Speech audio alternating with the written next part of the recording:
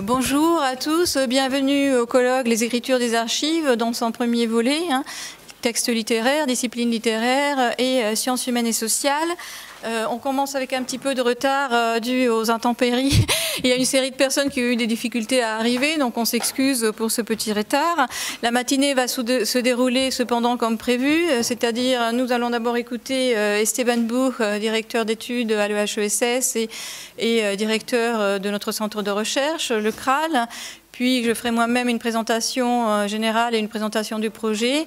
Et après, nous aurons le plaisir aussi d'écouter Roger Chartier et Arlette Farge avant l'heure du déjeuner. Bienvenue à tous et voilà, on démarre. Donc, je te prends le micro. Bonjour à toutes et à tous. Je suis très heureux de vous souhaiter la bienvenue à ce colloque au nom du CRAL. Alors Annick m'a demandé de dire quelques mots. J'avoue que pour une thématique comme celle-là, je me serais senti peut-être plus à ma place en parlant peut-être comme chercheur, quoique que je ne travaille pas sur la littérature, mais enfin la question des archives m'intéresse au plus haut point. Mais enfin, je me prête au jeu, bien sûr, parce que pour le CRAL, c'est vraiment un événement important et je remercie et je félicite Annick et Clara de l'avoir organisé. En plus, comme elle va nous l'expliquer, c'est seulement une première étape dans un plan de travail qui est par définition international, puisque c'est une collaboration avec l'Université de Varsovie et puisque par ailleurs il y a une collaboration prévue avec Columbia University. Donc c'est vraiment une réflexion collective et internationale et interdisciplinaire, bien sûr. Alors, en ce qui concerne le CRAL, je ne suis pas sûr que ça soit exactement une première, mais c'est quelque chose qui est pas de l'ordre de ce que, historiquement, le labo a fait le plus souvent. Et de ce point de vue, je pense que c'est un très bon signe pour nous que cette question des archives vienne disons, sur la table de manière très très forte pour notre discussion collective, dans la mesure où j'y vois non seulement une évolution intéressante du point de vue des choses que nous faisons dans le labo, mais aussi comme un signe de comment cette question des archives est en train de travailler et même de modifier l'ensemble de notre réflexion sur les arts et la littérature et plus largement la manière sans doute de faire des sciences sociales.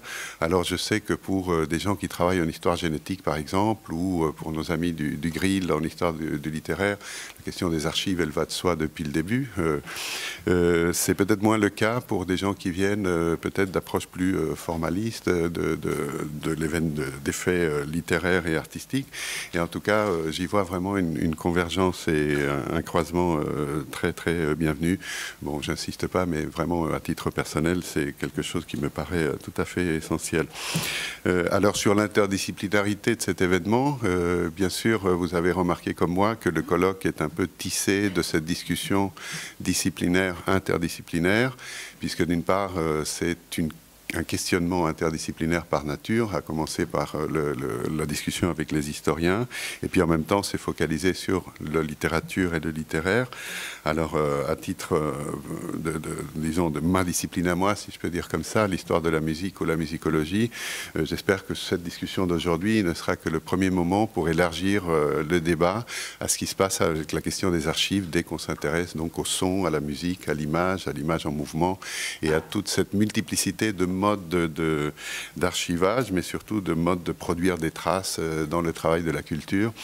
Nous savons tous qu'avec la révolution numérique en particulier, nous sommes en train d'assister à un véritable bouleversement de tout sans doute, mais en particulier de ce qui fait trace, de la manière d'archiver ces traces ou de les consulter et de les travailler, et à la temporalité de tout ça, au mode d'accès, à la manière de les mettre en rapport, de les quantifier dans certains cas, et en tout cas de repenser donc ce travail à la trace de manière générale.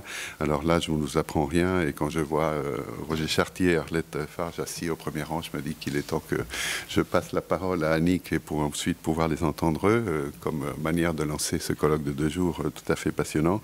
Mais bon, je finirai seulement par insister sur cet intérêt, cette joie que j'ai à suivre ce colloque, à voir que cette discussion va être lancée et j'espère qu'elle sera enrichissante pour nous tous. Enfin, j'en suis convaincu. Donc merci et bravo. Et à tout de suite.